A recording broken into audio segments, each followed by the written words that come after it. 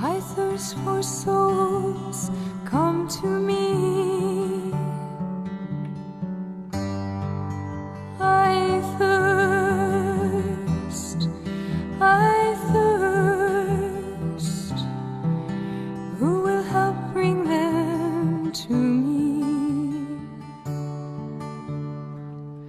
Bring them to my Father, wash them in my blood, bind their wounds of sin by the power of my love.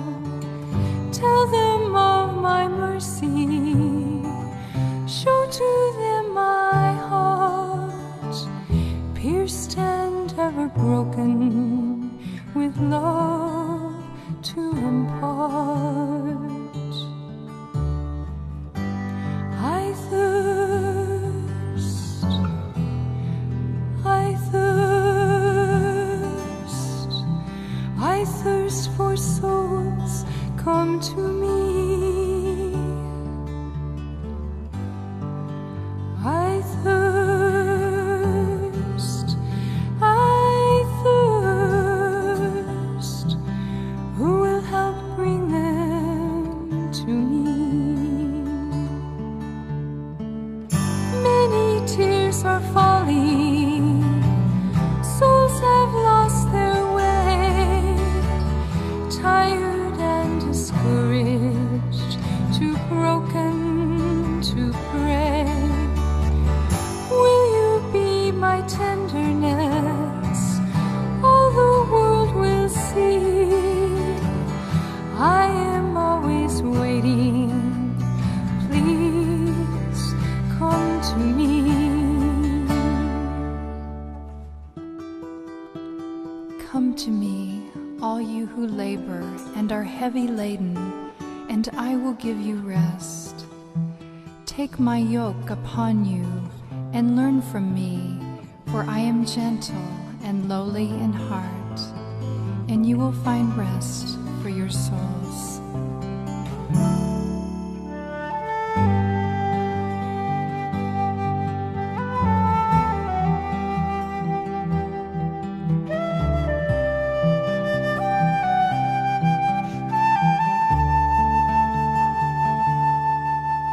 I thirst,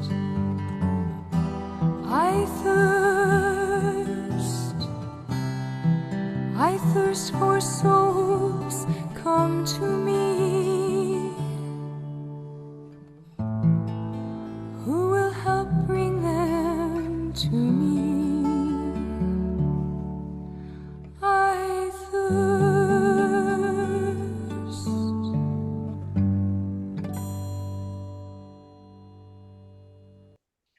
Apakah sudah kelihatan?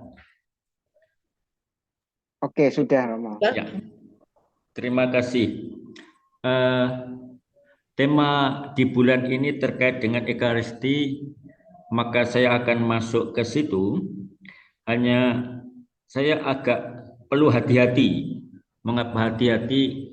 Karena saya itu dulu dosen teologi Ekaristi, maka kalau nanti agak rumit atau agak susah ya mohon maaf, karena terbiasa omong terkait dengan teologi Ekaristi. Tetapi saya akan memakai bahan dari apa yang dikatakan Ibu Teresa, menemukan Tuhan yang hadir tersembunyi. Apa yang bisa kita lihat? Saya memulai dengan ungkapan dari Ibu Teresa. Di tengah dunia yang berubah, yang senantiasa berubah ini, Ekaristi Kudus adalah pengingat yang pasti, yang konstan, yang tetap akan apa? Akan kenyataan besar tentang kasih Allah yang tanpa batas. Dunia berubah dengan begitu cepat. Dunia berubah terus-menerus, tetapi Ekaristi mengingatkan kita bahwa cinta Allah tidak pernah berubah. dan cinta Allah itu selalu tetap dan selalu abadi, maka kita senantiasa diajak dan diundang untuk datang dalam perayaan Ekaristi ini. Ekaristi adalah roti hidup. Demikian dipahami oleh gereja, tetapi juga diingatkan kepada kita oleh Ibu Teresa, bahwa di dalam diri kita masing-masing, Yesus datang sebagai roti hidup untuk disantap, untuk dinikmati. Nanti kita lihat itu dari teks Injil Yohanes, bahwa Yesus itu datang untuk disantap dan dinikmati, dan Yesus yang disantap dan dinikmati itu secara sakramental kita terima dan kita rayakan dalam Ekaristi. Ketika masa pandemi, kita memang mengikuti Ekaristi secara streaming, secara online. Lalu kita hanya bisa menerima komuni batin. Maka kita merasa ada sesuatu yang kurang, sesuatu yang hilang. Karena apa? Komuni batin, betapapun itu baik, betapapun secara rohani meneguhkan kita, tapi kita merindukan komuni secara nyata. Karena apa? Disitulah kita menerima Yesus sebagai roti hidup. Nah, saya memulai dengan menemukan Tuhan yang hadir tersembunyi. Ibu Teresa itu meyakini Tuhan yang hadir tersembunyi itu dalam dua bentuk, dalam diri yang mereka miskin dan dalam roti Ekaristi. Ya, itu teks kitab suci bisa dilihat. Contohnya adalah ketika ada seorang perempuan dari Amerika menjadi volunteer di Kalkuta. Dan semua orang yang Katolik diminta untuk setiap pagi mengikuti perayaan Ekaristi. Dan dia Katolik tapi tidak pernah ke gereja, atau sudah lama tidak pernah ke gereja, maka dia duduk di pojok, ya karena tentu terpaksa ikut misa karena Katolik, tapi sebenarnya dia tidak peduli atau sudah tidak merasakan sesuatu. Duduk di pojok, cuek saja. Lalu setelah perayaan Ekaristi selesai, dia didatangi oleh Ibu Teresa. Kamu lihat tadi bagaimana romonya memegang hosti, bagaimana romonya memegang piala. Romonya memegang tubuh Kristus, darah Kristus dengan hormat dan khidmat karena dia memegang Yesus Kristus. Yesus yang hadir dalam rupa roti dan anggur. Yesus yang hadir tersembunyi dalam rupa roti dan anggur. Maka Ibu Teresa mengatakan, sekarang pergilah ke Kalikat, tempat penampungan orang-orang cacat, orang sekarat. Pergilah ke sana, carilah pasien yang paling buruk, paling bau, paling menjijikkan, dan peganglah Yesus di sana. Dia diantar oleh seorang suster dan diberi pasien yang paling parah, bau, busuk, menjijikkan, kepalanya sudah lubang-lubang, bahwa keluar ulat-ulat dari kepalanya, dan seharian dia memegang orang itu. Tentu dari rasa mual, rasa perut yang tidak enak, sampai akhirnya sore hari, dia kembali bertemu Ibu Teresa dan mengatakan, suster, saya seharian memegang Yesus. Apa yang terjadi setelah dia pulang dari Kalkuta? Setiap hari dia ikut misa, menemukan Tuhan yang hadir tersembunyi dalam diri orang miskin, tetapi kita bisa menemukan Tuhan yang hadir tersembunyi dalam diri orang miskin karena kita diajak terlebih dahulu menemukan Tuhan yang hadir tersembunyi dalam roti Ekaristi, roti yang dipecah, roti yang dibagi-bagikan. Tuhan adalah roti hidup untuk disantap agar kita selamat. Dari Injil Yohanes, agar kita menemukan kelegaan. Tadi di dalam satu bagian lagu, datanglah padaku, lagu atau doa, saya tidak ingat persis, datanglah kepadaku kalian semua yang letih, lesu, dan berbeban berat.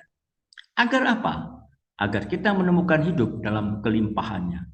Tuhan memberikan dirinya supaya kita menemukan kelegaan, tapi juga kita menemukan hidup dalam kelimpahannya.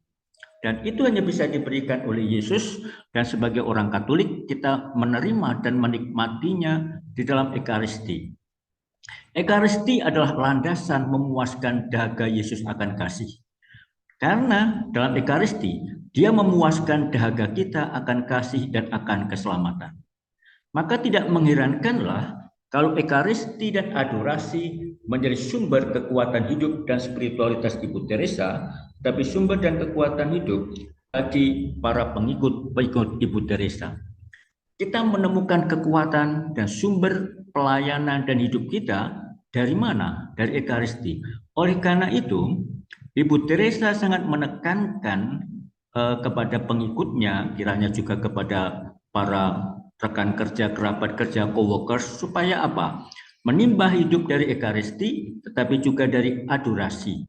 Maka di dalam tradisi Missionary of Charity, tiap hari ada adorasi 1 jam setiap hari, karena ketika dalam Kapital Umum 1973 diputuskan bahwa setiap hari ada adorasi di hadapan Sakramen Maha Kudus. Waktu itu muncul perdebatan, itu kan berarti mengurangi jam pelayanan. Tetapi diyakini setelah itu, apa yang terjadi? Pelayanannya makin bermutu, panggilannya makin subur. Maka disitulah letak kekuatan hidup dan spiritualitas Ibu Teresa dan pengikutnya, Ekaristi dan adorasi. Mengapa? Dari situlah kita menemukan apa? Sumber dari kurban Yesus agar kita pun berani dan sedia berkorban bagi Dia.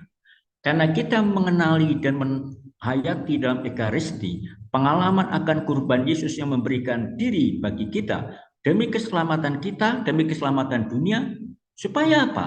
Kita pun berani dan sedia berkorban bagi Dia, kita pun berani supaya apa? Supaya ikut dalam kurban keselamatan itu. Cinta baru berarti kalau berani terluka. Itulah ikut serta dalam kurban Yesus bagi keselamatan, bagi kasih, untuk melegakan dahaga Tuhan yang haus. 3 teks kitab suci, kalau kita bicara tentang Ekaristi, perjamuan malam, itu kita lihat teksnya dari Matius 26, Markus 14, Lukas 22, 1 Korintus dan 11 dan sebagainya. Di situ Yesus menetapkan Ekaristi. Dan Yohanes, betapapun Yohanes tidak berbicara tentang Ekaristi, tapi lebih bicara tentang pembasuhan kaki pada waktu perjamuan malam. Dan di situ ditunjukkan bahwa di dalam peristiwa Ekaristi itu, dalam simbolisasi, dalam fragmen tentang pembasuhan kaki, Yesus mengadakan perjamuan kasih. Hendaklah kamu saling membasuh kaki satu sama lain. Kerelaan untuk berkorban. Dan kita ingat, membasuh kaki itu pekerjaan hina, karena kaki adalah bagian tubuh yang paling kotor. Tentu kita memahami pada waktu itu belum seperti sekarang, belum ada sepatu dan sebagainya, jalannya masih berdebu dan berbatu. Maka disitulah ada ajakan untuk apa? Untuk mau memberikan diri. Karena disitulah ada kurban. Di situ adalah keselamatan, di situ ada perjanjian. Kita ingat dalam Ekaristi, perjanjian baru dan kekal yang mengubah perjanjian lama yang gagal. Tetapi di situ ada eskatologi, undangan. Undangan apa? Undangan akan keselamatan. Maka berbagilah kita semua yang diundang dalam perjamuan Tuhan. Demikian dalam Ekaristi, maka di situ ada kenangan akan peristiwa perjamuan malam, akan kurban Yesus. Inilah tubuhku, inilah darahku. Yohanes 6 bicara tentang roti hidup. Yesus adalah roti hidup yang dibagikan, yang tidak disantap. Karena Tuhan, tapi Tuhan yang kita santap, Tuhan yang kita bagikan. Maka ikut serta dalam hidup Tuhan dengan menerima roti hidup, dengan menikmati dan memakan, menyantap roti hidup, kita ikut serta dalam hidup Tuhan. Dan itu sesuatu yang tidak mudah. Karena apa? Karena perkataan keras. Maka setelah itu banyak murid yang mengundurkan diri. Karena sulit atau berat untuk masuk dalam hidup Tuhan. Masuk dalam ikut serta dalam hidup Tuhan. Kita kan konsumtif. Maunya yang gampang, yang enak saja. Maka ada kaitan antara apa? Inkarnasio redemptio, penjelmaan dan penebusan. Tuhan datang menjadi manusia untuk menebus kita dan menjadi roti hidup bagi kita. Lalu dalam surat Paulus kepada umat di Korintus, konsepnya pada Korintus ada perpecahan antar umat karena perbedaan status, perbedaan kondisi sosial. Dan Yesus mau mengatakan kalau kamu mau makan kenyang, makanlah di rumah, tapi jangan pamer di depan kebersamaan. Kita harus makan bersama, berkumpul bersama. Karena apa? Itulah minuman dan makanan keselamatan. Dan Yesus mengajak kita untuk masuk dalam persekutuan, bersatu dalam kekudusan, bersatu di dalam kasih. Saya agak melewati itu saja karena Anda semua tentu sudah cukup Nah, ini apa makna Ekaristi? Di dalam tema bulanan dikatakan Ekaristi adalah sumber dan puncak dari semua sakramen, tapi juga sumber dan puncak dari iman kita.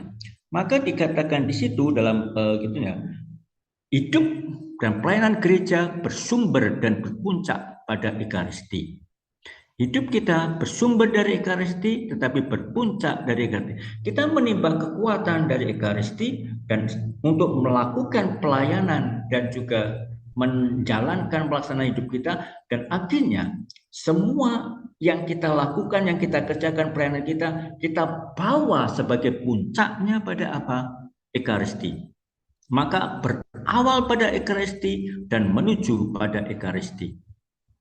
Dan Ekaristi itu menjadi tanda kesatuan antara Allah dan manusia. Allah memberikan diri, tetapi juga antar kita satu sama lain menuju kepada komunio, persaudaraan, persekutuan. Maka Ekaristi diadakan di dalam gereja sebagai ruang pertemuan di mana kita mempersembahkan segalanya, roti dan anggur, hasil bumi dan juga doa-doa kita, jerih payah kita, keprihatinan kita kepada Allah agar disatukan di altar Tuhan sehingga diubah dan kita diubah roti anggur itu menjadi tubuh dan darah Tuhan kita Yesus Kristus, dan Tuhan hadir, Tuhan turun, dan akhirnya kita menerima tubuh Kristus dalam komuni, dan dalam komuni itu kita juga bersatu satu sama lain, maka kita saling memberi salam satu sama lain, dan akhirnya kita diutus, pergilah kau diutus. Maka di dalam Ekaristi kita mengalami tanda kesatuan. Ekaristi ada kurban, maka syukur kepada Allah, kepada Bapa, kenangan akan misteri keselamatan Tuhan, misteri salib, misteri perjamuan akhir, dan juga di situ ada kehadiran Roh Kudus. Maka dalam Ekaristi itu kita mengalami dan merasakan kehadiran, keterlibatan, dan kesatuan kita dengan Allah Tritunggal yang Maha Kudus, Bapa, Putra, dan Roh Kudus. Di situ kita mengalami apa? Sakramen kasih. Mengapa dikatakan sakramen kasih? Karena ikatan kesatuan Bapa, Putra, dan Roh Kudus, ikatan kesatuan kita dengan Allah Tritunggal, tapi juga ikatan kesatuan kita satu sama lain, itu tidak lain dan tidak bukan adalah ikatan kasih. Dan di situ kita melihat Allah yang mengorbankan dirinya, mengorbankan putranya, supaya apa? Supaya kita selamat. Sehingga kita bersyukur kepada Allah dalam Ekaristi, mengenang misteri penyaliban Yesus, kurban Yesus, dan kita. Kurban Yesus itu bukannya peristiwa masa lalu, tapi juga hadir kini. Dalam setiap Ekaristi, maka kita tidak hanya mengenang, tapi merayakan hadirnya peristiwa keselamatan Yesus, kurban salib Yesus. Mengapa itu jadi berkat Roh Kudus? Dan setelah itu, kita diutus untuk apa? Untuk menghidupkan semangat kurban itu, untuk menghidupkan kasih yang tidak lain dan tidak bukan, kasih itu berangkat dan berakar pada kurban. Ekaristi juga menjadi tanda penyucian. Kenapa? Karena di situ kita merayakan dan mengalami Allah yang hadir menyelamatkan kita. Kita diselamatkan. Oleh karena itu Ekaristi senantiasa dimulai dengan mengatakan saya mengaku. Atas apa? Dosa-dosa kita. Maka di situ kita diselamatkan dan juga menjadi tanda kebaktian kita, sembah sujud kita, puji syukur kita kepada Allah. Dan dengan kita datang kepadanya, menyatakan sembah baktinya kita kepada Allah, menyatakan puji syukur kita kepada Allah, kita dengannya mengalami dan diharapkan juga tidak hanya mengalami dan merasakan juga apa? Tidak lain dan bukan kebaktian kita, devosi kita, kebaktian dan devosi kita kepada Allah, sehingga dengan demikian kita menyatakan kemuliaan Allah. Ekaristi akhirnya juga adalah pelayan gereja, karena gereja lahir dari Ekaristi, gereja lahir dengan Ekaristi. Maka tanda kesatuan gereja, maka dengan merayakan Ekaristi kita bersatu dalam keseluruhan gereja, maka kita berdoa untuk Bapak Suci, untuk para uskup, untuk semuanya saja, dan tetapi juga Ekaristi kita, apalagi kita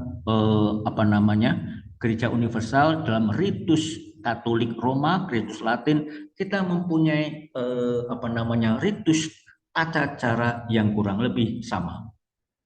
Ekaristi artinya juga adalah eskatologi. Apa eskatologi itu? Tidak lain tidak bukan masa depan kita pada keselamatan kelak akhir zaman menuju ke surga. Karena kita diundang, berbaiklah kita semua yang diundang dalam perjamuan Tuhan. Kita merayakan Ekaristi dan kita mengadakan perjamuan dalam Ekaristi supaya apa? Kelak kita boleh ikut serta dalam perjamuan akhir zaman di surga bersama Yesus sendiri, tidak dalam wujud roti dan anggur, tapi bersama dan dalam Yesus sendiri, dirinya, hadirnya kealahannya. Dan Ekaristi itulah perutusan. Pergilah. Untuk apa? Menjalankan dan melakukan.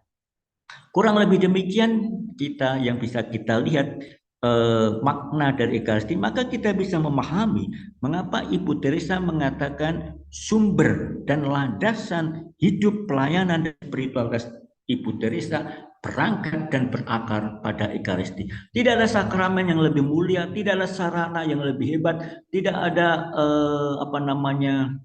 bentuk-bentuk kekuatan-kekuatan yang lebih luhur, lebih mulia dan lebih mendasar daripada Ekaristi. Maka berakar pada Ekaristi, bersumber pada Ekaristi, dan akhirnya membawa kita juga datang kepada Ekaristi. Nah, bagaimana terjadi dalam Ekaristi? Pertama-tama tentu kita perlu menyiapkan dengan pemeriksaan batin, dengan membangun niat, berkumpul, menyiapkan. Misalnya saya mau ikut Ekaristi hari Minggu, hari Sabtu saya membuat semacam rekoleksi kecil.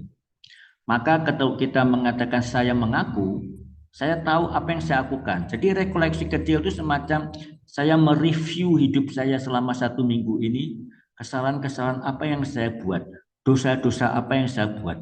Sehingga ketika kita mengatakan saya mengaku kepada Allah yang Maha Kuasa dan kepada saudara, kita dalam hati sudah mengatakan ini loh yang saya buat. Oh, saya minggu ini kurang sabar. Oh, saya minggu ini sering uring-uringan. Oh, saya minggu ini kok rasanya males-malesan. Oh, minggu ini saya terlalu banyak bermedsos. Oh, minggu ini banyak pekerjaan tidak saya selesaikan. Saya suka menunda-nunda. Dan itulah yang kita lakukan sehingga kita mengatakan saya mengaku, itulah yang kita lakukan. Maka membuat rekoleksi, pemeriksaan batin, lalu juga membangun niat. Setelah 1 minggu ini saya begini-begini, saya mau supaya apa, saya ingin supaya apa, minggu depan saya menjadi lebih baik, maka saya membuat niat ini, niat itu.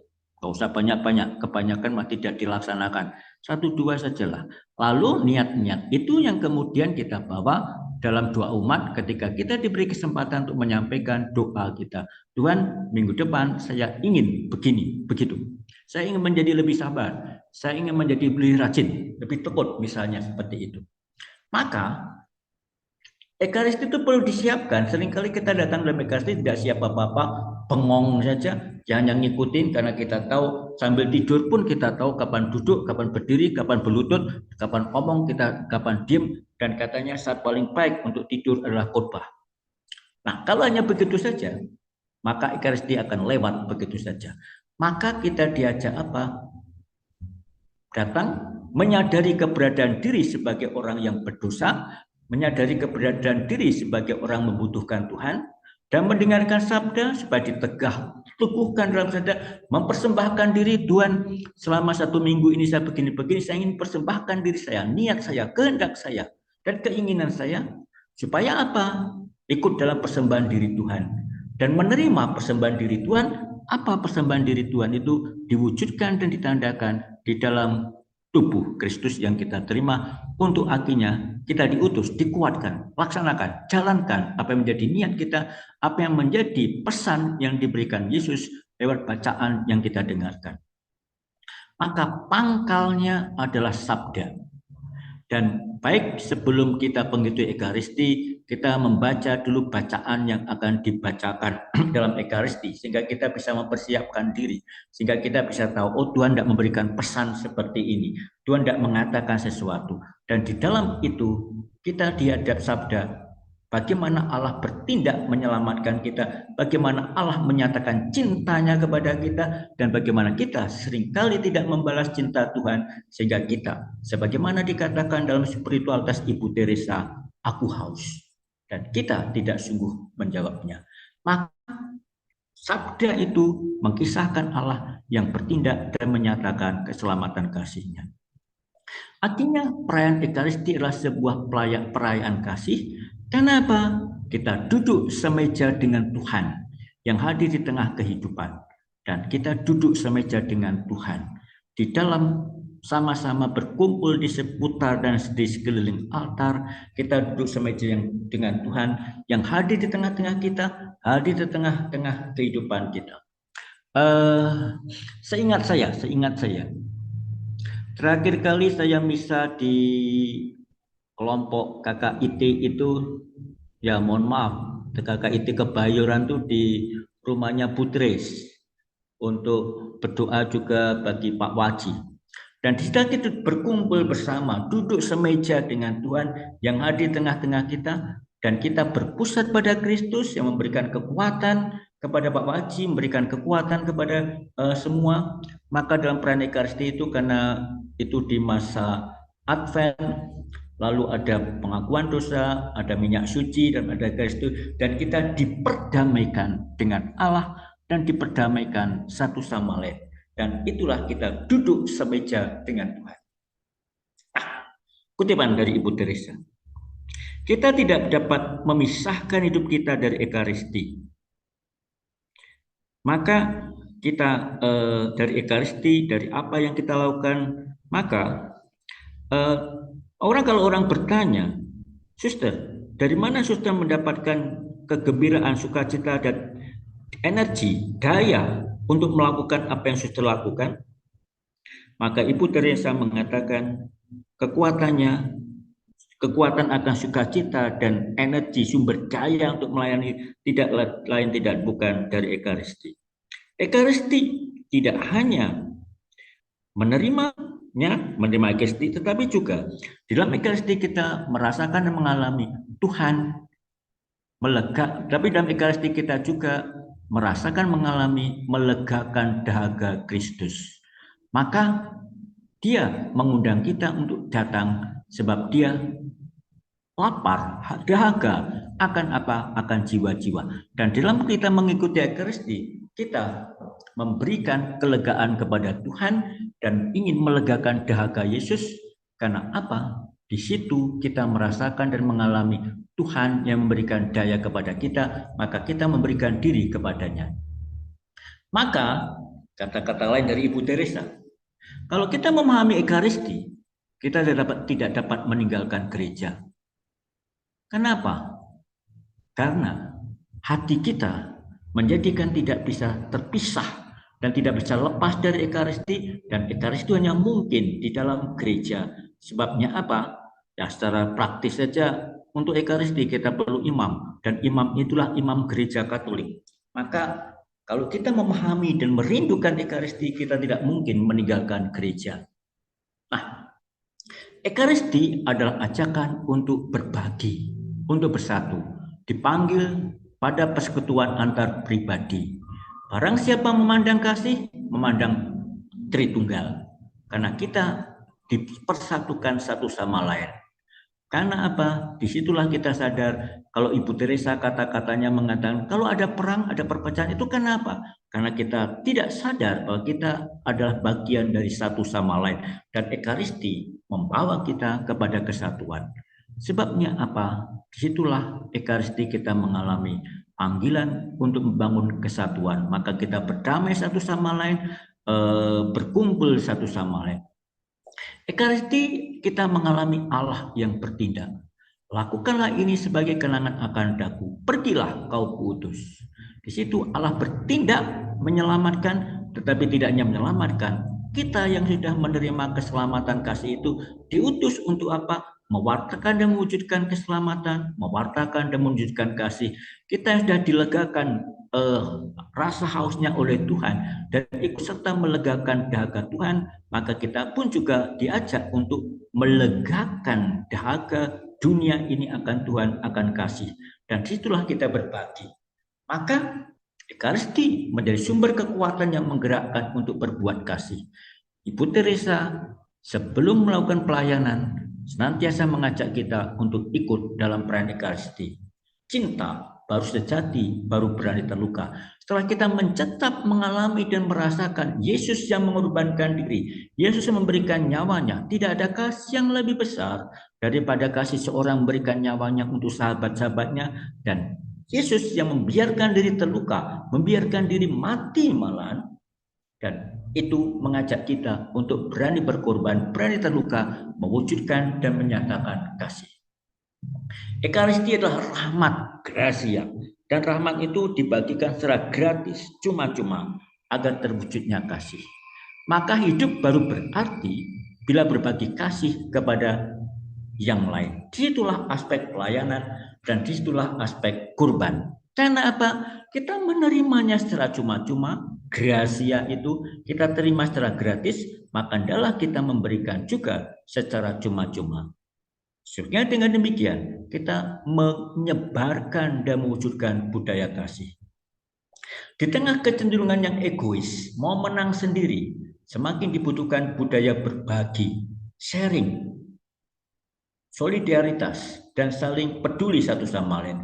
Dan disitulah kita dibentuk oleh komuni, membangun spiritualitas, berbagi, membangun persaudaraan yang tidak membeda-bedakan, yang tidak memisah-misahkan. Dan kita bisa saja terancam oleh bahaya perpecahan itu, apalagi menjelang pemilu ini, dan kita diajak menimba sumber kekuatan dan kesatuan. Jangan kita mau menang sendiri, tapi apa? Membutuhkan semangat, mau berbagi.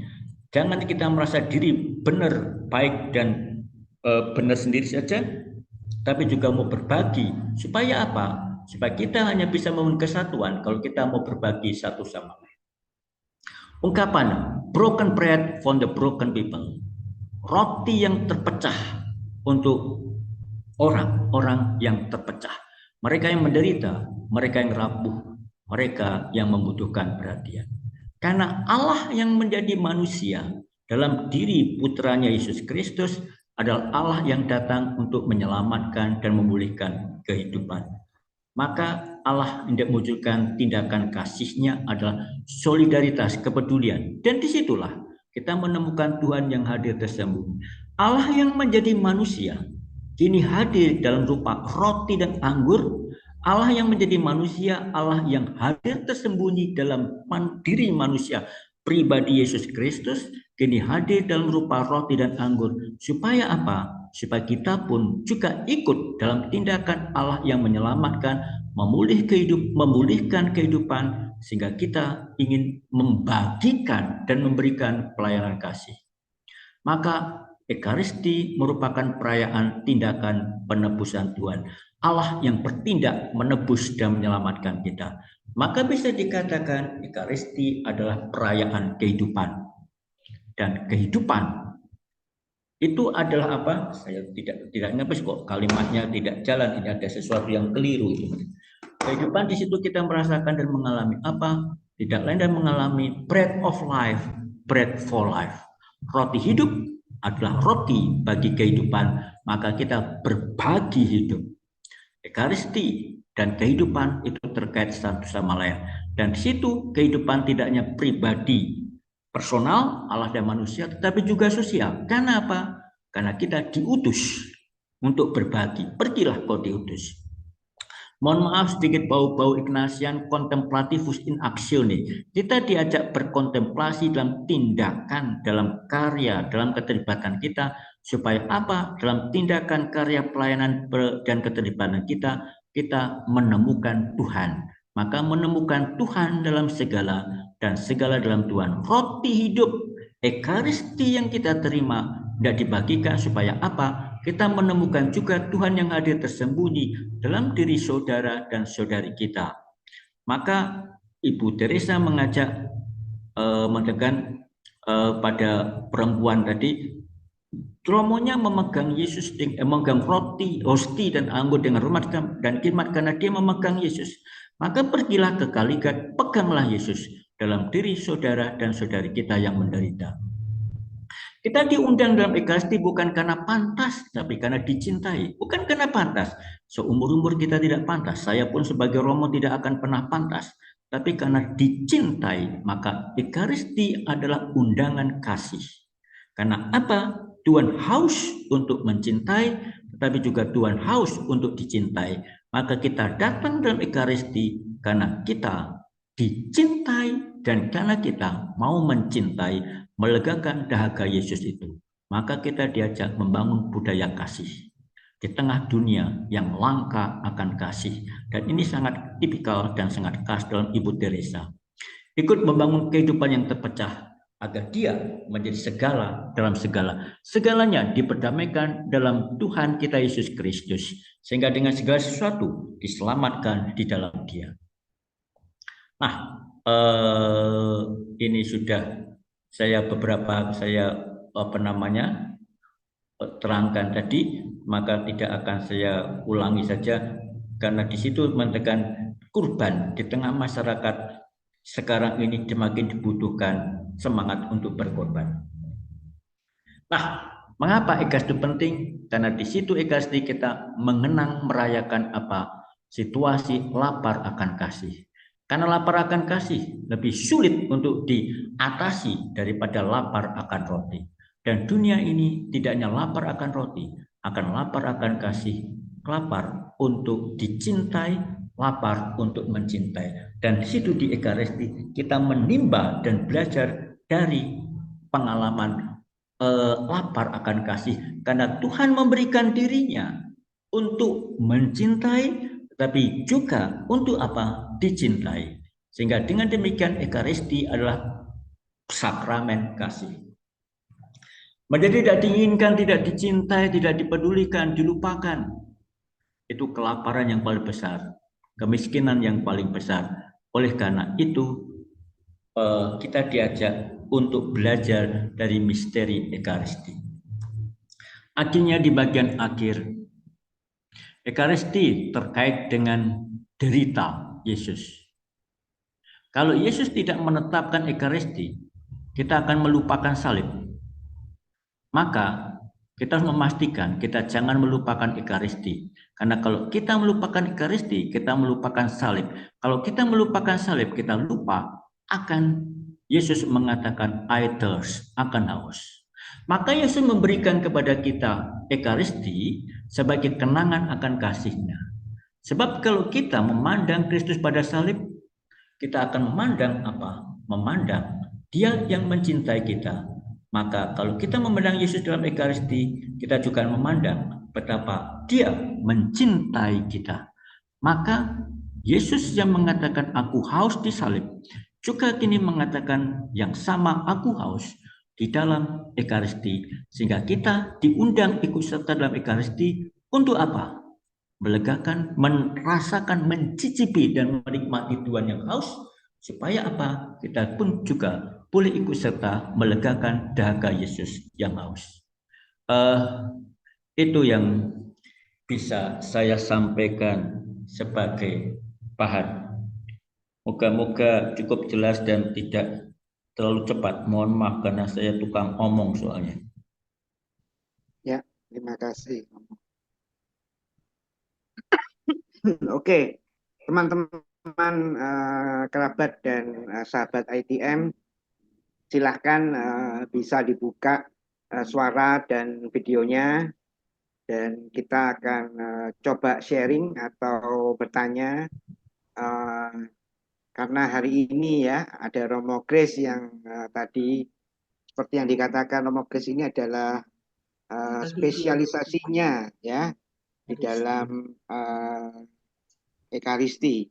Dan seperti yang kita ketahui ya, bahwa Ibu Teresa sebelum melayani tadi seperti yang disebutkan oleh Romo Grace, itu selalu melakukan minimal adorasi ya, dan dari setiap hari Ekaristi ya.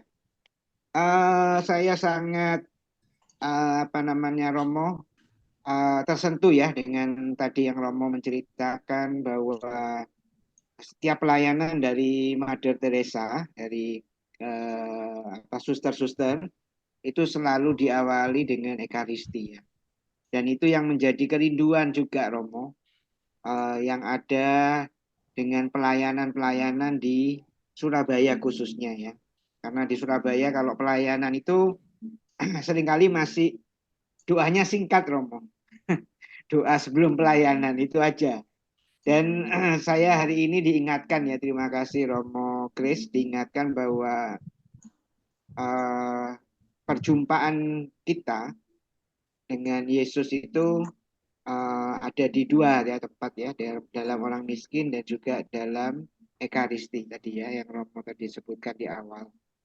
Dan itu menjadi kekuatan seharusnya ya buat kita, sehingga kasih yang ada itu adalah kasih yang kita terima dari Yesus ya. Ya itu yang saya coba tangkap dari Romo, dan banyak lagi tadi ya beberapa hal yang kita peroleh. Oke, untuk selanjutnya silahkan siapa yang mau berbicara.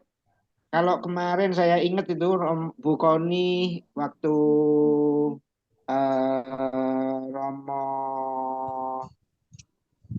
Romo Gani tentang berkorban ya, bahwa melayani itu harus berkorban ya, kita harus berkorban. Dan malam ini juga Romo menyebutkan ya bahwa Ekaristi itu juga berkorban ya. Nah mungkin Romo Kris lebih bisa menjelaskan ya, yang dimaksud berkorban itu lebih detailnya seperti apa Romo? Mungkin karena masih nyerempet-nyerempet dari pertanyaan Bu Koni ya, karena saya beberapa hari lalu mendengarkan kembali ya apa yang dibawakan oleh Romo Gani. Oke, silahkan Romo Kris. Iya, kalau dalam Injil dikatakan syarat mengikuti Yesus adalah menyangkal diri, memanggut salib, dan mengikuti. Kita tuh maunya mengikuti, tapi ngikutin yang enak-enak. Yesus menyembuhkan orang sakit, Yesus membuat mukjizat, itu menyenangkan kok. Saya juga mau. Tetapi kalau Yesus mengatakan syaratnya apa mengikuti, menyangkal diri dan memanggut salib. Nah, berkorban itu pertama-tama menyangkal diri. Proyek saya yang paling besar dan paling sulit adalah menaklukkan diri, mengalahkan diri. Keluar dari cinta diri, kepentingan diri, dan juga kehendak diri. Itu susah ya.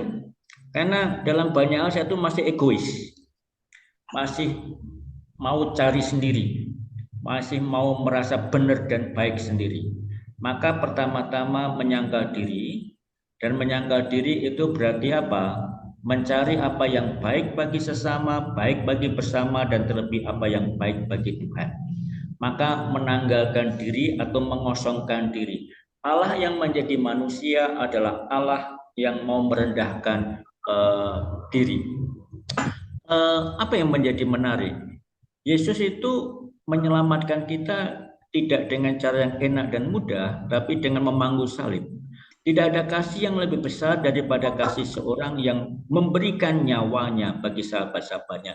Atau di dalam bahasa Ibu Teresa, cinta baru sejati kalau berani terluka. Berani terluka itu berani keluar dari diri. Dan berani keluar dari diri itu berani untuk berkorban. Maka berkorban itu yang paling bagi saya sederhana saja. Sederhana berkorban itu bagaimana saya menyangkal diri. Contoh. Seandainya saya ini lagi dingin ya, di kiri Sonta lagi sering hujan dan kadang-kadang malam itu anginnya kencang. Sementara saya diingatkan Bu Sinta kemarin bahwa hari Jumat saya ngisi Zoom, saya itu sudah lupa ya Bu Sinta, mohon maaf, ini Jumat keempat saya itu lupa. Dan karena diingatkan kalau saya mau enak-enak mendingan tidur aja tuh. Mendingan saya santai aja, bisa mohon maaf Bu Sinta, saya lupa, saya nggak bisa sudah terlanjur punya janji karena saya juga sedang memberi retret beberapa orang termasuk retret guru-guru. Konten saya begini, saya bisa menjadi banyak alasan untuk excuse pada sebenarnya mau menghindar dari tugas. Tetapi ya sudah, itu kan berkorban bahwa saya mau untuk menyediakan waktu untuk ini, mau melakukan ini dan melakukan itu kan berarti saya harus mau berkorban. Kalau saya mau mencari enak saja, saya bisa kok.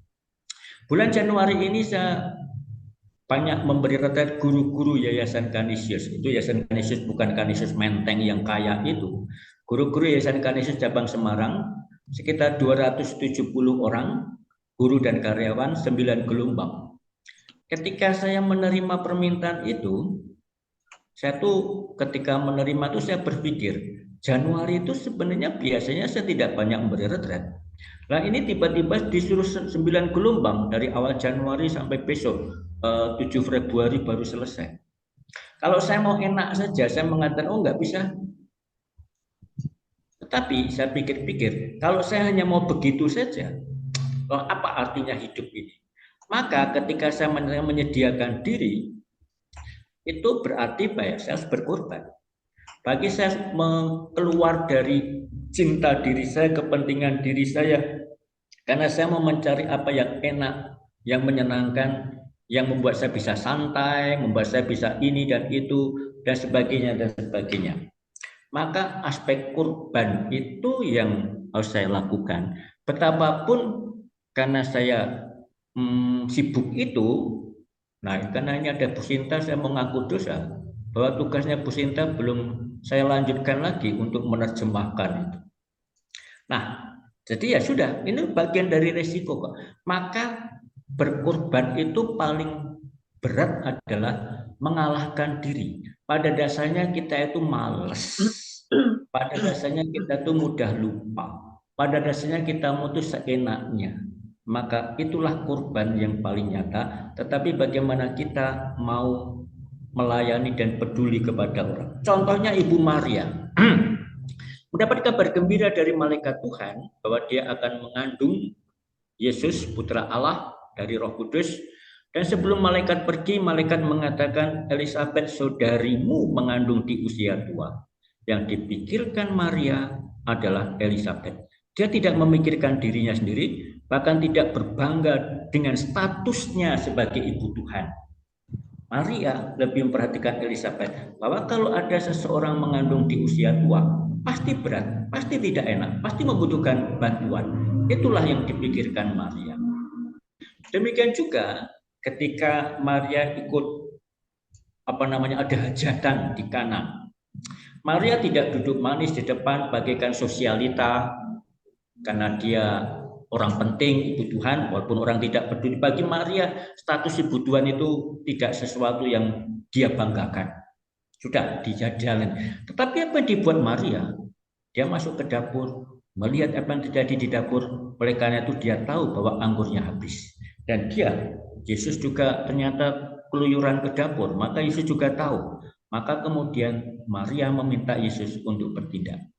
Itulah korban. Tidak menikmati statusnya, tidak mau mencari yang enak belaka, tetapi mau peduli pada kebutuhan orang. Itu, maka berkorban itu pertama-tama mau keluar dari diri sendiri. Maka kita diajak bila demikian, pertama-tama mengalahkan diri, tidak mencari segala apa yang dianggap enak, benar, dan senang sendiri saja, tapi lebih mau mencari apa yang baik bagi sesama, apa yang baik bagi bersama. Di dalam pemilu ini, proses pemilu ini, kita melihat para calon-calon yang merasa diri. Kalau tidak ada saya, kalau bukan saya jadi presiden, kalau bukan saya jadi presiden, Indonesia akan begini-begini. Dan itu bisa kita lihat. Itu orang yang berpusat pada diri dan dia tidak berpikir dan tidak banyak berpikir apa yang perlu saya buat, apa yang perlu saya korbankan. Kalau ada orang mengatakan selama saya tidak jadi presiden, kalau saya tidak jadi presiden, bisnis saya gagal, bisnis keuntungan saya, nah itu kan orang mau mencari keuntungan sendiri, sehingga orang mencari jabatan untuk sesuatu yang menguntungkan, bahkan mengatakan saya mendukung si A, karena apa? Supaya kalau si A dipilih, nanti saya bisa jadi menteri. Itu kan punya pamrih. maka kita sedang mengalami krisis apa? Krisis kenegarawan, krisis sikap-sikap orang yang mau memberikan diri. Dan ini paling sederhana korban yang bisa kita buat adalah bagaimana kita menata hidup kita. Bangun pagi, bagaimana? Apakah saya mau bangun pagi? Apakah saya menyediakan waktu untuk berdoa? Apakah saya mau memperhatikan urusan-urusan rumah? Dan apakah saya mau tetap menyediakan waktu untuk mengunjungi orang, melayani orang, sebagainya? Supaya apa? Kalau tanpa itu lebih baik saya duduk-duduk saja, saya main game saja, saya nonton YouTube saja, hanya untuk kenikmatan sendiri. Tetapi akibatnya apa? Saya tidak mengalahkan diri, tidak memaksa diri untuk pergi dan melayani. Kurang lebih demikian yang bisa saya jawab. Saya tidak tahu apakah ini menjawab atau tidak.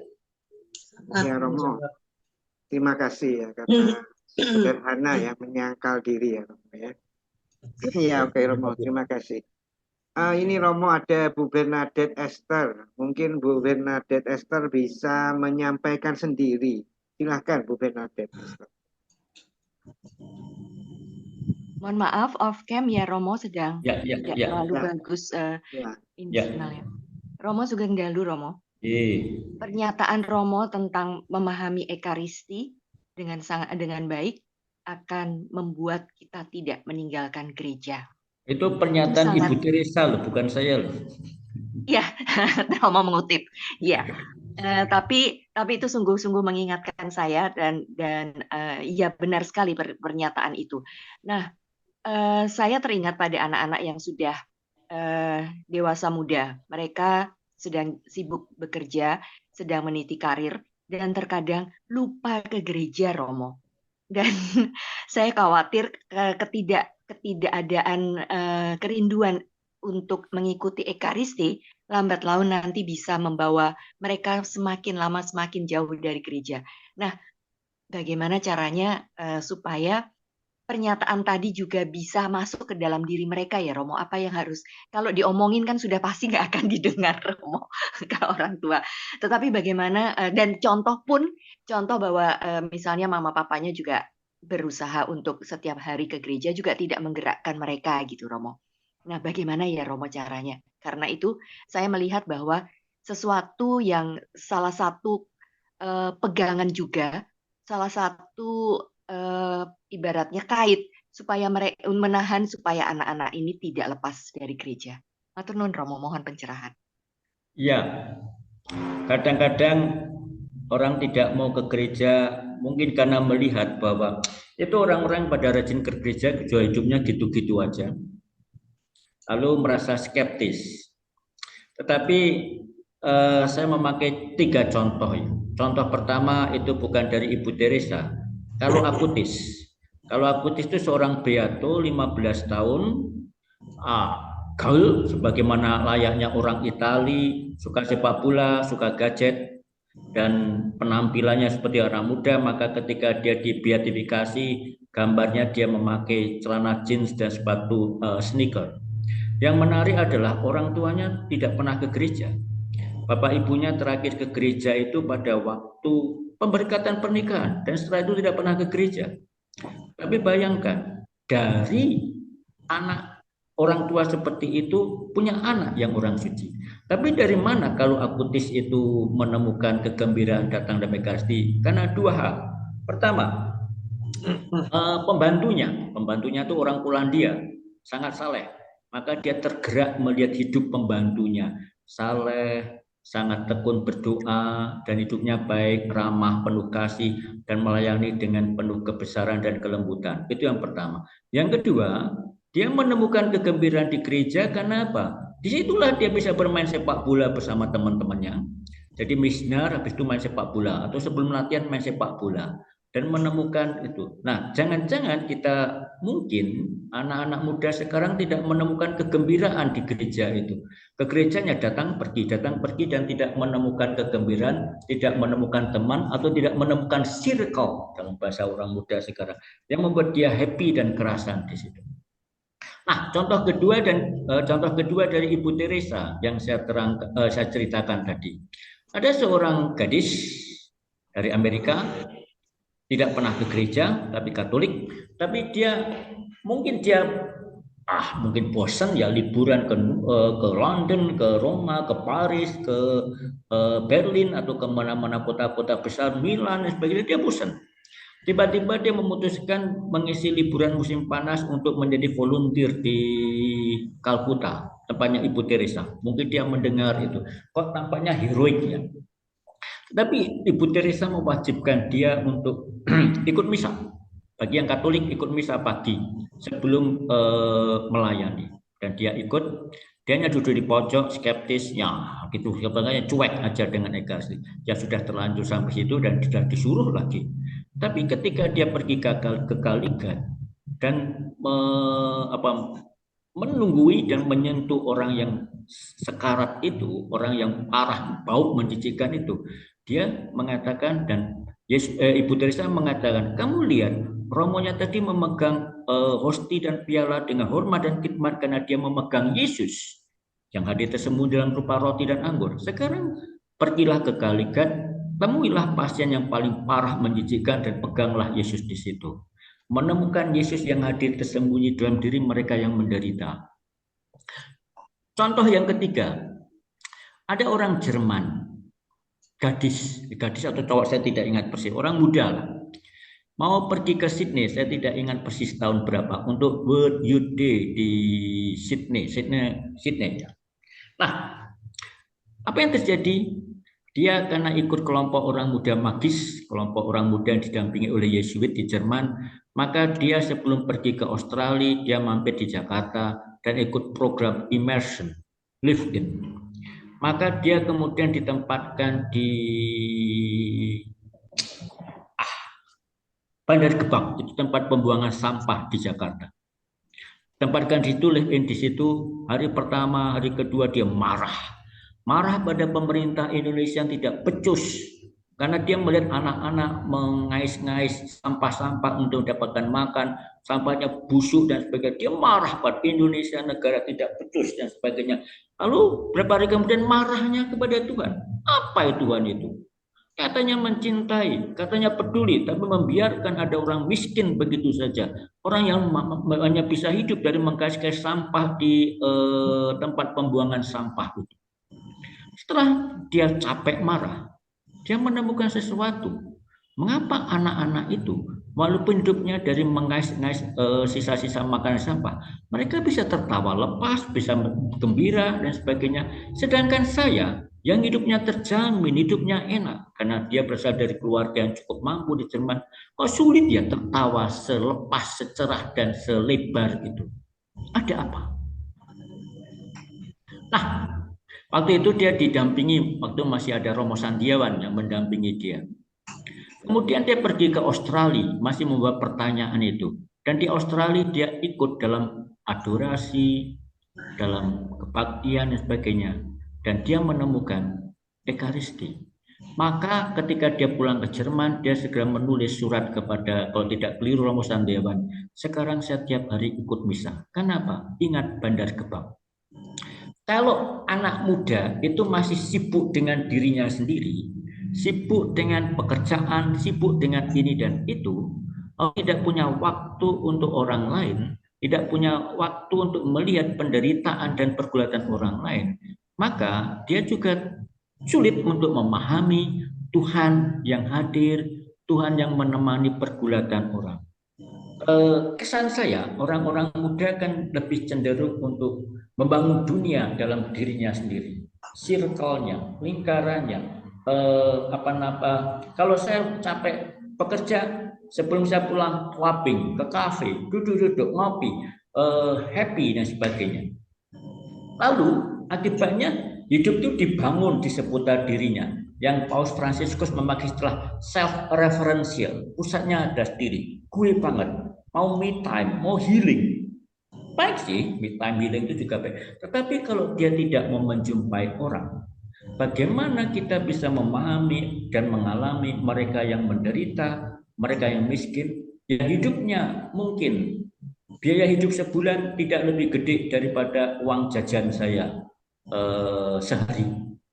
Tapi mereka bisa hidup, mereka bisa tertawa, dan disitulah kita bisa melihat bagaimana Tuhan itu hadir dan bekerja. Oleh karena itu Ekaristi baru bisa kita pahami dan masuki kalau apa? Kita masuk dalam kepedulian. Maka kalau menghadapi punya putra atau putri seperti itu, ajaklah keluar. Ajaklah untuk melayani, ajaklah untuk menjumpai orang, dan ajaklah untuk menjumpai dan mengalami pergumulan dan pergulatan orang, supaya dari situ kita belajar melihat bahwa Tuhan itu luar biasa untuk menyelenggarakan hidup ini. Dan kemudian kita akan melihat sesuatu yang sederhana dan biasa. Tetapi aspek lain juga kita lihat bahwa Ekaristi itu bagi orang muda membosankan, membosankan, tidak menarik. Ya, saya tahu, saya merasakan itu tidak menarik, membosankan, sehingga saya suka memakai bercanda. Sambil tidur pun saya tahu kok kapan berdiri, kapan berlutut, kapan duduk, kapan omong, dan kapan saya diem. Saya tahu kok sambil tidur. Tetapi ketika orang tidak masuk dalam pengalaman itu, Ekaristi akan dirasakan membosankan. Nah, sekarang pertanyaannya, bagaimana membuat dan membangun Ekaristi yang hidup, terutama bagi orang muda?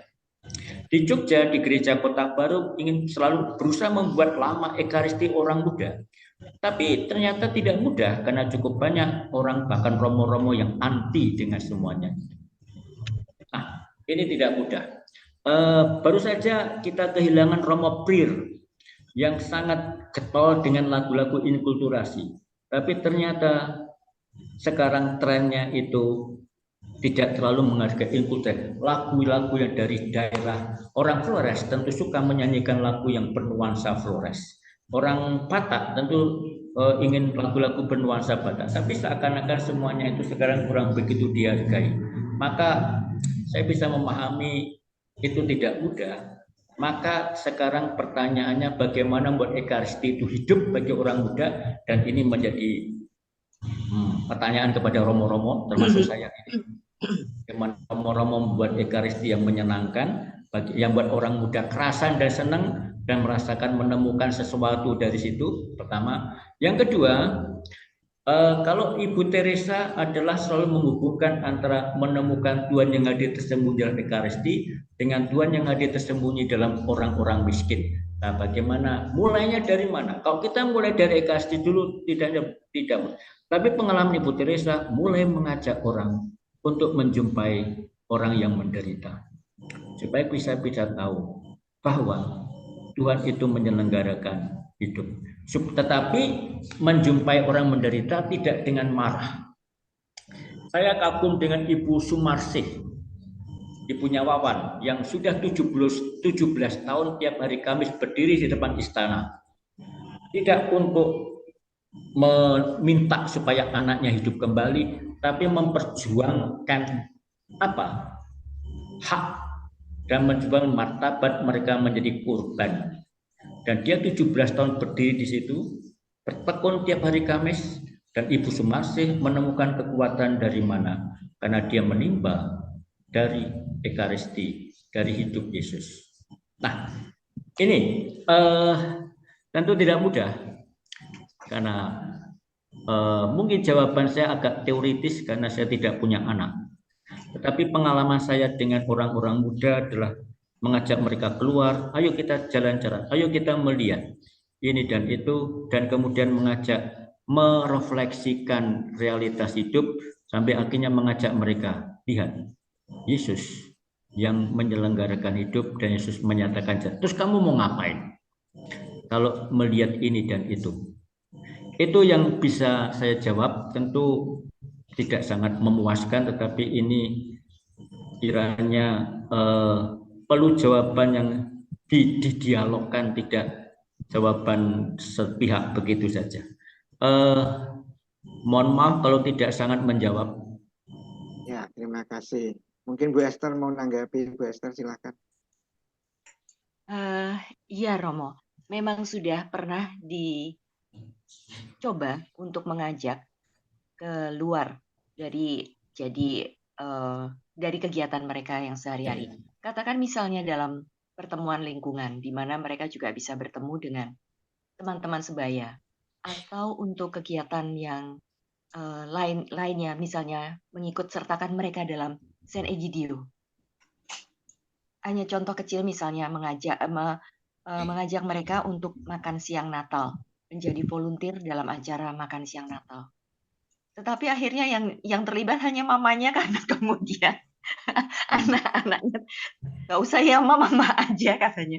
Waduh, ini kayaknya memang lebih mudah kalau ketika mereka masih dalam tanda kutip dalam kekuasaan kita, ketika mereka masih sekolah, jadi masih bisa diarahkan. Tetapi kalau udah mereka adik mau ini atau mas mau ke sana, mereka udah punya kegiatan sendiri, ya saya merasa bahwa mereka sudah dewasa dan saya menghormati kegiatan mereka itu. Tapi ya itu saja Romo, saya khawatir karena kalau tidak ada kerinduan terhadap Ekaristi lalu kemudian mereka nanti mudah meninggalkan gereja.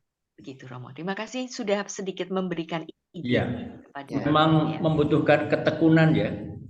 Ya, betul. 1-2 kali diajak ke San Egidio, 1-2 kali diajak ini dan itu mungkin belum sampai ke hati ya. Baru oke, saya ikut senang, tetapi belum sampai ke hati. Dan itu membutuhkan ketekunan. Saya jadi ingat Santa Monica itu berdoa berapa tahun ya untuk pertobatan anaknya dan suaminya. Nah, membutuhkan ketekunan itu. Hanya sayangnya kita tuh kurang tekun ya, mudah bosan ya, dan mudah putus asa. Memang perlu tiang doa ya Romo. Jadi kita umat Katolik itu perlu tiang doa ya untuk keluarga-keluarga, untuk anak-anak muda ini Romo. Kebetulan saya terlibat di dalam, kalau di Surabaya itu ada namanya KKIT Kids, KKIT Youth gitu ya. Jadi kita mau mengajak anak-anak itu mulai kecil itu meneladani Ibu Teresa ya. Memang tidak mudah Bu Esther, kami akui ya.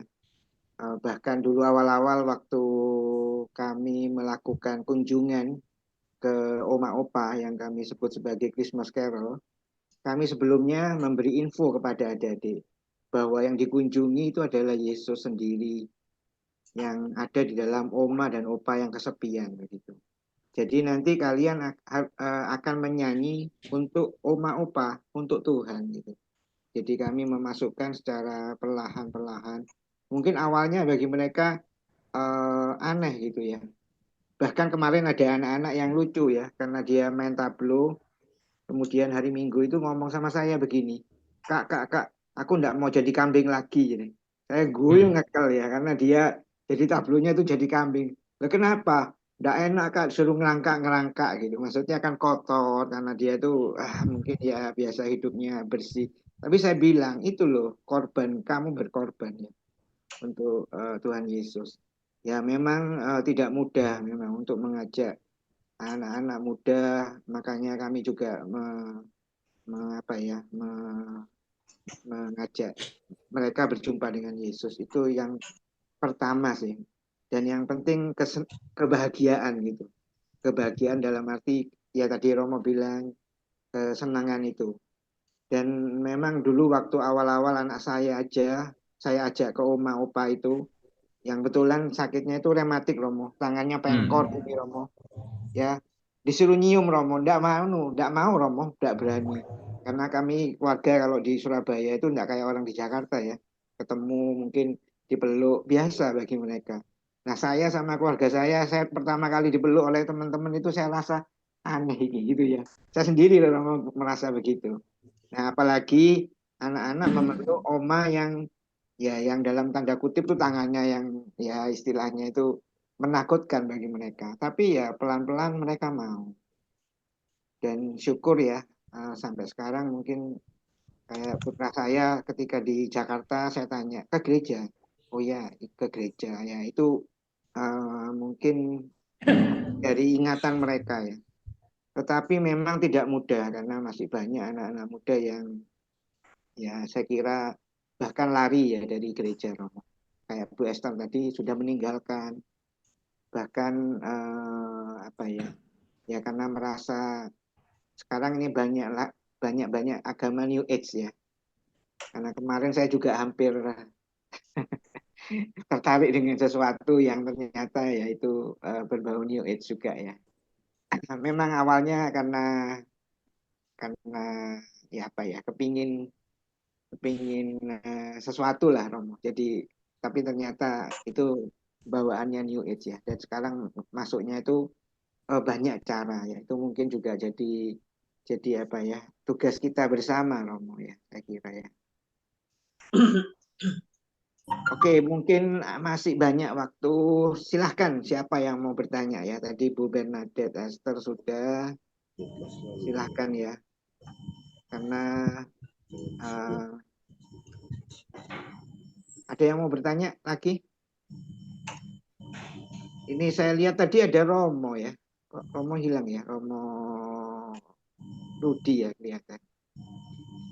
Oh, enggak ada sudah. Ya, Saya Win. Ya. Oke, silahkan Bu Margo. Loh, tadi kelihatan Romo Rudi. Oh, saya kira Bu Margo mau tanya ya.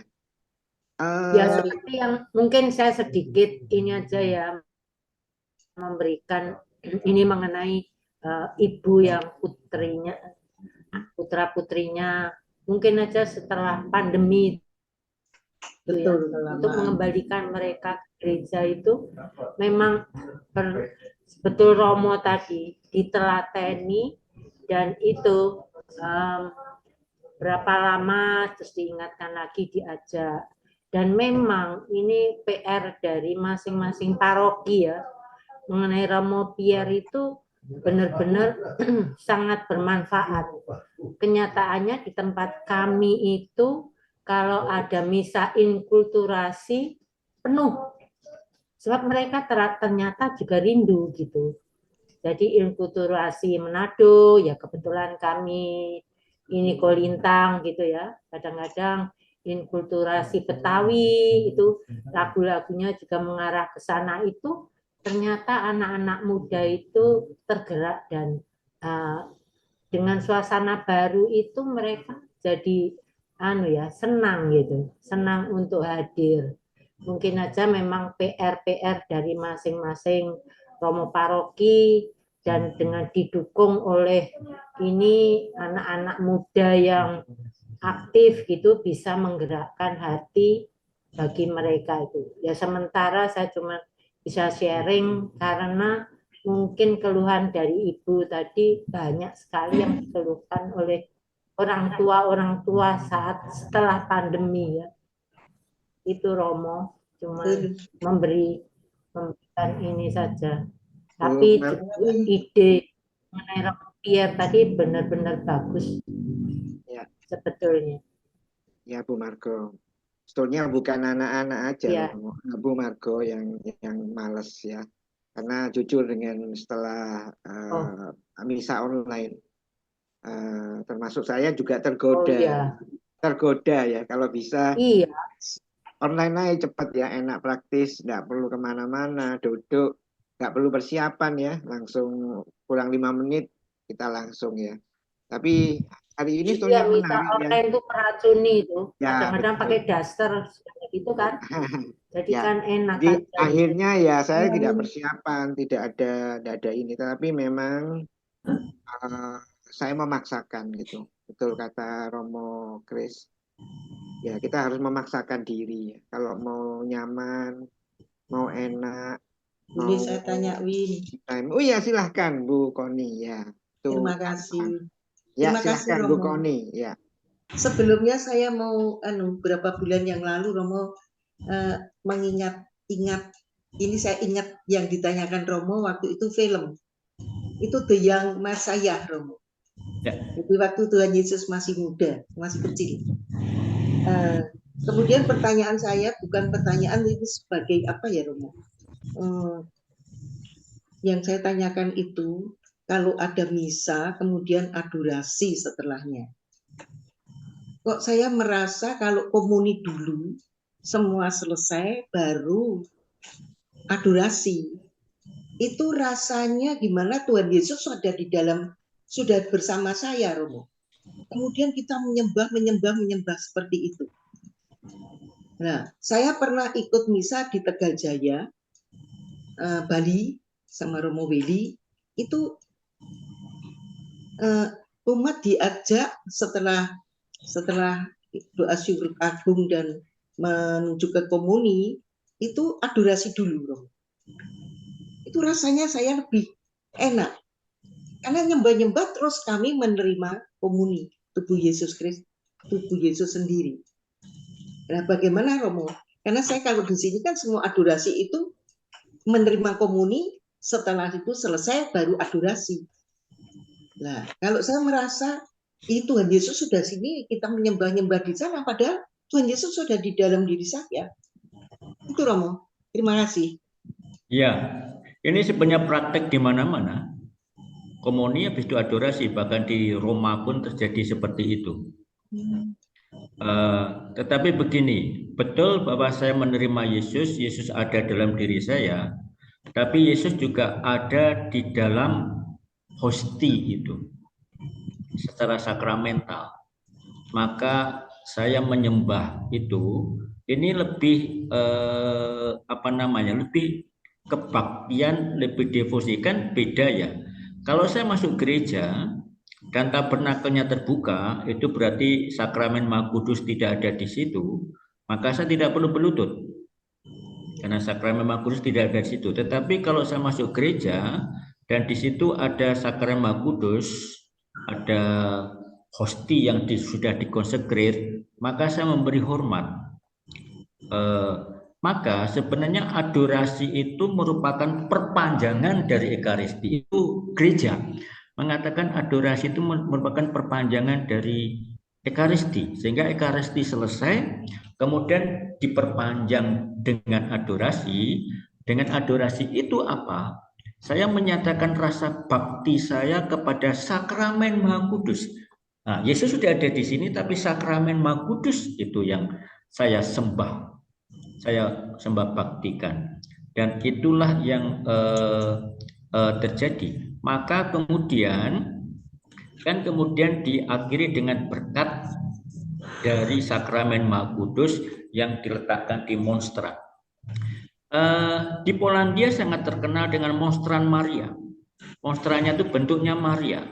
Karena apa? Maria lah yang pertama menerima komuni, karena Maria itu mengandung tubuh Yesus. Jadi ini dua hal yang berbeda, Ekaristi dan adorasi itu dua hal yang berbeda. Ekaristi, saya menerima Ekaristi, dan kemudian adorasi itu merupakan kebaktian saya, rasa bakti saya kepada sakramen Maha Kudus. Paus Fransiskus itu akhir-akhir ini mengatakan apa? Bahwa kita itu kurang beradorasi, kita itu kurang berdoa. Maka sekalian, mumpung saya ingat, hari Minggu kemarin Paus itu mengatakan tahun 2024 itu tahun doa, the year of prayer, dan ini mengajak kita untuk berdoa.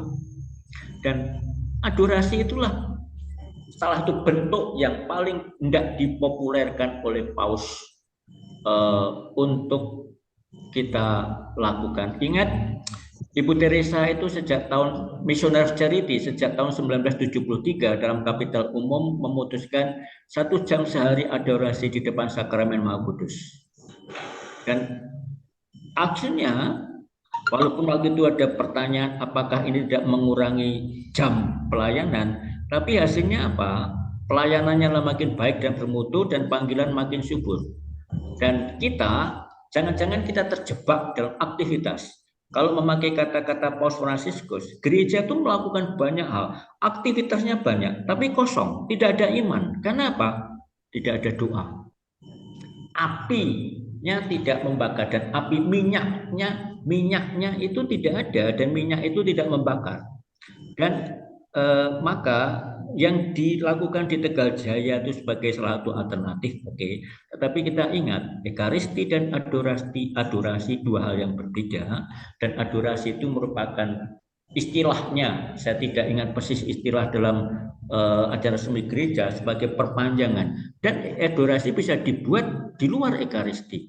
Maka ada tarekat SSPS, adorasi abadi, itu tarekat religius yang 24 jam itu selalu ada suster yang beradorasi. Di Keuskupan Agung Semarang perlu senantiasa banyak kapel-kapel adorasi yang berjaga di gilir supaya apa? Supaya Yesus itu di tanda petik dijaga selama 24 jam. Jadi orang berdoa dan sebagainya. Walaupun itu terjadi pada masa Monsinyur Pujo sebagai Uskup Semarang, dan sekarang tampaknya itu tidak sangat bergema lagi. Tapi ini dua hal berbeda. Adorasi dan ekaristi itu dua hal yang berbeda, dan bisa merupakan sebuah dilanjutkan ekaristi dan dilanjutkan dengan adorasi. Tetapi dari pihak gereja sendiri secara resmi ini adalah ekaristi, ya ekaristi, adorasi yang adorasi. Itu yang bisa saya jawab. Tetapi kembali kepada pertanyaan awal, tiba-tiba muncul ide tentang bagaimana ekaristi. Kadang-kadang pertanyaan bagi saya sebagai seorang romo, apakah saya kalau merayakan ekaristi saya kelihatan penuh dengan kegembiraan, ada antusiasme, sukacita. Tetapi kalau sebagai romo saya merayakan ekaristi itu dingin, hanya sekedar membaca, ya umat tidak akan menemukan gairah, antusiasme, tidak ada spirit. Demikian juga kalau kita datang dalam ekaristi, apakah saya datang dalam ekaristi seperti saya suka menggambarkan demikian. Saya menggambarkan demikian. Itu seperti orang jatuh cinta. Kalau Tuhan mengatakan, I thirst, aku haus untuk mencintaimu dan aku haus untuk dicintai. Kalau kita datang dalam ekaristi tidak ada cinta, tidak ada gairah, tidak ada seperti seseorang mau berjumpa dengan seseorang yang dicintai, ada kerinduan, ada keinginan, maka senang berjumpa. Tetapi kalau kita datang dalam ekaristi hanya karena kita ya kewajiban, ya karena hari Minggu harus misa dan sebagainya, dan kita masuk gereja dengan cuek, tidak ada gairah dan sebagainya. Nah, kita tidak bisa memberikan kesaksian dan juga orang tidak menemukan sukacita di situ. Maka persoalan pokoknya adalah apakah saya menemukan cinta pada Yesus, dan kalau saya mencintai Yesus saya ingin datang kepada itu. Saya memakai contoh sederhana saja. Saya suka memakai gambaran dengan lagu seperti jatuh cinta berjuta rasanya. Kalau saya jatuh cinta dengan seseorang, maka saya ingin untuk apa? Mengenal orang itu.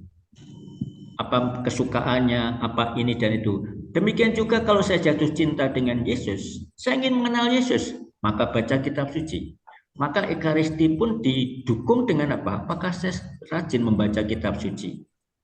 Kalau saya jatuh cinta dengan seseorang, saya ingin melakukan apa yang disukai oleh orang itu. Oh, dia suka bakso, saya suka soto, maka yuk makan soto yuk. Nah, contoh sederhana saja. Yuk nonton film yuk, padahal saya tidak terlalu suka nonton film, tapi dia suka nonton, ya ikut, ya oke. Demikian juga kalau saya jatuh cinta dengan Yesus, saya ingin selalu melakukan apa yang disukai oleh Yesus.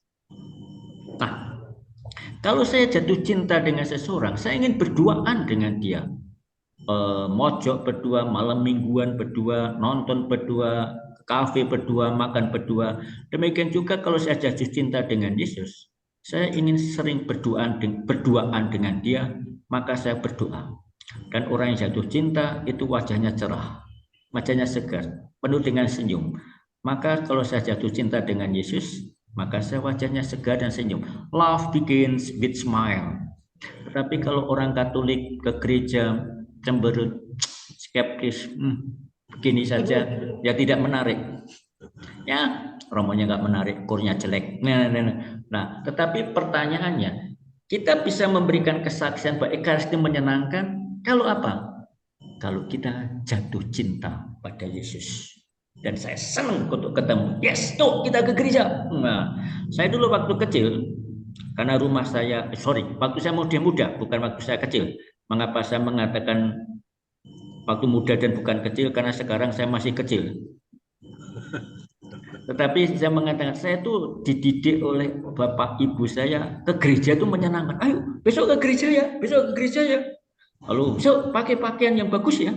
Ya, wah milih pakaian, pakai baju, mau ambil pakaian. Lalu sepatunya kalau ke sekolah sepatunya butut apa-apa, maka Sabtu sepatunya disemir, lalu mandi bersih, keramas dan sebagainya. Jadi ada gairah, lu seneng, apalagi berangkat bareng dan sebagainya. Nah, itu yang membuat saya Ekaristi itu menyenangkan kok. Walaupun saya belum begitu mudeng apa sih ini dan senang. Lalu menjadi putra altar, walaupun saya jarang-jarang ikut tugas karena rumahnya jauh dari gereja, tapi menemukan kegembiraan itu, menemukan sukacita itu. Temu romonya, salaman dengan romonya pada waktu itu saya senang, sehingga saya waktu masih kecil masih SD itu saya kalau ke gereja senang duduk di depan. Dan itulah yang menjadi bibit-bibit awal mengapa saya suka dan pengen jadi romo. Nah, padahal waktu itu saya belum kenal kakak Idin, udah pengen jadi romo. Belum kenal Butres itu padahal. Nah, itu yang membuat bagaimana kita membuat ke gereja itu menyenangkan, misa itu menyenangkan. Dan itu juga tantangan bagi romo, buatlah supaya misa itu menyenangkan. Supaya apa? Orang muda kerasan dan menemukan di sini saya menemukan cinta. Semua karena cinta. Tapi kalau orang tidak menemukan cinta, misa itu boring. Tidak mengesankan dan membosankan. Maka lebih baik saya ke kafe saja. Lebih menyenangkan, bisa tertawa. Walaupun tertawanya kadang-kadang juga tertawanya tapi tidak mendalam. Itu tantangan bagi kita semua. Maka perlu juga membiasakan diri membangun hidup doa. Maka Ibu Teresa itu mengatakan sekarang tabernakel keluarga itu TV ya, karena doa bersama dalam keluarga sekarang tidak lagi hidup. TV demikian. Sekarang bukan TV Romo, sekarang YouTube. HP. Ya. Karena anak saya kemarin lihat debat itu aja bukan pakai TV Romo, lewat YouTube Romo. Bukan lewat TV ya. Oke, nggak terasa kita sudah jam 9 ya, tapi memang burungnya Bu Koni belum bunyi, tapi masih kurang 2 menit ya. Apakah masih ada yang mau bertanya? Tapi saya punya ide Romo, gimana kalau mungkin bulan depan Romo Kris itu membawakan kepada kita tentang adorasi Romo. Karena kelihatannya masih juga banyak yang mau tanya gitu Romo tentang adorasi ini. Gimana teman-teman, setuju enggak ya kira-kira? Setuju. Tapi saya nggak tahu acaranya loh Pak Win. Terima kasih ya Romo. Mas Win. Ya. Kalau saya ikut bos saya saja, ikut Bu Sinta ya. Saya tuh kalau Bu Sinta suruh ngomong ini, ya ngomong ini, ya. Saya ngomongnya harus ke Bu Sinta. Saya ngomongnya harus ke Bu Sinta berarti ya. Bu Sinta. Nggak bisa Romo disuruh. Ya, oke. Yang bisa hanya yang atas ya Bu Sinta karena Iya. Ya. Iya. Kalau yang nyuruh adiknya Bu Sinta saya cuek aja. yang Jogja ya Romo. Yang habis ulang tahun. Nggak berani buka suara nih. Oh, Bu Ratna ulang tahun. Kalau adiknya nyuruhnya jangan bicara Romo. Nah, itu kok. Nggak undang-undang ulang tahun nih gimana nih? Iya. Gimana Bu Ratna? Kasarnya disimpen Romo. Ditagih itu loh. Waduh. Ya, berarti harus ke Jogja Romo. Saya besok tak berangkat ke Jogja aja Romo, biar ditraktir gudeg minimal. Ya, pokoknya ke Jogja dulu. Adorasi di rumahnya Ratna. Nah, mungkin pertanyaan terakhir Romo sebelum diakhiri. Adorasi itu ada sekarang adorasi yang ada di online Romo. Nah, menurut Romo gimana, Romo? Adorasi online. Alah ya tidak ada apa-apanya terus. Nah, Eh, bentar, tunggu nih saya tanya ya. begini, Adorasi ada yang 24 jam itu yang online ya. Puspita. Bukan, bukan bisa. Silakan. begini, eh, misa online, adorasi online itu oke, tetapi itu kan lebih untuk asupan rohani. Ya. Misa online itu, tapi itu bukan misa, saya ikut misa, tapi lebih untuk asupan rohani. Tetapi kan beda dengan saya misa sendiri. Tetapi kalau adorasi juga demikian, maka adorasi, apalagi adorasi kepada sakramen Maha Kudus, itu kan saya datang ke kapel adorasi atau ke gereja di mana ada sakramen Maha Kudus ditahtakan, sakramen Maha Kudus diletakkan dalam monstran, dan itu saya hadir di hadapan sakramen Maha Kudus, hadir secara nyata, bukan virtual. Demikian juga kalau saya devosi kepada Maria, ya saya memegang rosario, saya mendoakan rosario, atau saya di depan patung Maria atau apa, maka hidup rohani itu kan ada sesuatu yang misalnya saya ingin mendengarkan renungan, oh ya saya dengarkan renungan, tetapi aspek tanda petik sakramental, hadir nyata, itu kan menjadi kita rasakan dan kita alami ketika kita datang di depan sakramen Maha Kudus atau di depan tabernakel, supaya kita merasakan Tuhan hadir. Kan saya misalnya saja saya menyebut nama Ratna misalnya, kan habis ulang tahun ini. Oh saya hadir di depan dia, tapi dia di Jogja, saya di Giri Sonta, virtual. Ya saya bisa membayangkan orangnya jeleknya kayak gitu dan sebagainya. Oh ya, tetapi kan beda kalau saya ketemu langsung dengan dia. Itu kan beda. Maka perjumpaan langsung itu kan lebih hidup. Bukan sesuatu yang hanya sekedar imajinatif saja. Maka silahkan ikut adorasi online, tetapi itu hanya demi asupan rohani, tetapi bukan sebagai sesuatu adorasi yang nyata, di mana saya datang di depan sakramen Maha Kudus, di mana saya hadir di depan tabernakel atau monstran, di mana sakramen Maha Kudus itu ditahtakan. Dan situ saya merasakan Tuhan yang hadir secara nyata dan langsung. Karena iman kita itu kan tidak sekedar imajinatif, tetapi hadir secara langsung. Maka mengapa tradisi gereja Katolik itu sangat memelihara patung, simbol-simbol tabernakel, sakramen Maha Kudus dan sebagainya, ruang doa dan sebagainya. Kenapa? Karena kita butuh pengalaman perjumpaan langsung. Atau bangsa Israel dulu ada tabut perjanjian yang diarak, kalau mau maju perang itu diarak, kemudian diletakkan di Bait Allah. Dan ketika mereka hadir, misalnya pada perayaan Paskah Yahudi, datang ke Bait Allah, datang ke Yerusalem dan memandang tabut perjanjian itu dan bersujud menyembah, itu kan lebih terasa daripada saya berada di rumah membayangkan Bait Allah, membayangkan sakramen Maha Kudus. Karena kita perlu perjumpaan langsung. Saya bisa saja ketemu Winardi, telepon, udah. Tetapi kan beda kalau saya ketemu Winardi langsung. Ya, kurang lebih gambarannya demikian. Ya, Romo. Terima kasih. Karena kalau ketemu Oma nih di Zoom nih kelihatan Oma itu kecil, Romo. Tetapi Oma Clara ini jauh lebih besar daripada saya. Ya. Dan saya kelihatannya mau ngomong sebentar. Oh ya. Mengenai adorasi tadi yang Romo juga menceritakan tahun 1973 MC mengadakan adorasi untuk suster 1 jam tadi. Ya. Ternyata kan kualitas dari pelayanannya itu jadi semakin nyata, begitu ya, semakin bagus. Jadi kan itu benar-benar bahwa adorasi secara memandang tubuh Yesus sendiri seperti itu tuh memangnya sangat berarti ya Romo, daripada secara virtual gitu. Ini kan nyata-nyata sudah dijalankan oleh MC itu.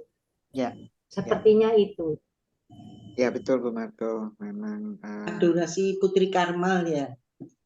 Selasa dan Kamis biasanya. wah, Bu Koni banyak ikut ya berarti ya untuk ini. Dulu ikut, sekarang sudah bisa adorasi di gereja, enak di gereja. Oke, bagus Iya. Bu Koni ya. Lebih Kalau saya baik di tadi gereja. saya berpikir begini ya, karena kalau kita melayani itu kan minggu pagi jam 8. Kemudian kalau adorasi perjumpaan yang fisik itu mungkin terkendala ya karena ini. Maka kalau saya mau melayani adorasi online dulu gitu. Saya pikir begitu. Tapi ya oke, terima kasih Rom. Itu yang membedakan ya memang perjumpaan hanya dengan atau kalau hanya secara Virtual atau dengan Romo tadi mengatakan oke ya, hanya untuk Ya nggak apa-apa, itu bagus, nggak apa-apa, tidak salah. Ya, Tetapi ya. kan Tidak. bukan adorasi secara nyata. Bahwa saya sebenarnya. hadir di hadapan sakramen Maha Kudus. Ya. Oke, mungkin lebih baik Romo mungkin nanti diagendakan mungkin hari Jumat terakhir ya, keempat, karena bulan depan ini rasanya tetap ya karena hanya 4 ya, karena Saya ikut bos saja. Oke. Ikut perintah bosnya. Bagian Kerabat dan sahabat ITM, karena waktu tadi kita sudah lebih ya, ini sudah lebih 5 menit, kita akhiri dulu perjumpaan kita malam hari ini. Tapi terima kasih cukup banyak memberikan ingatan Romo, jadi supaya kita lebih rajin berekaristi juga ya, dan adorasi juga, karena teladan kita Mother Teresa itu juga melakukan hal yang sama gitu ya. Oke, terima kasih, dan kita mau dengarkan ya supaya kita semakin dikuatkan dan boleh semakin menjadi cahaya ya, cahaya cinta Yesus setelah kita menerima Ekaristi ya. Kata Romo tadi, kalau kita ikut Ekaristi, kita nanti menyalurkan cinta kasih yang kita terima dari kekuatan Ekaristi itu sendiri. Oke, kita mau dengarkan lagu Come Be My Light.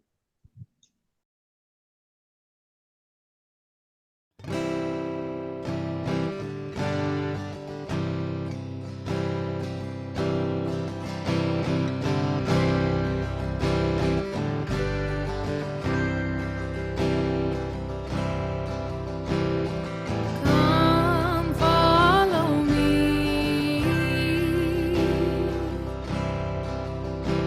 leave all and gather the few.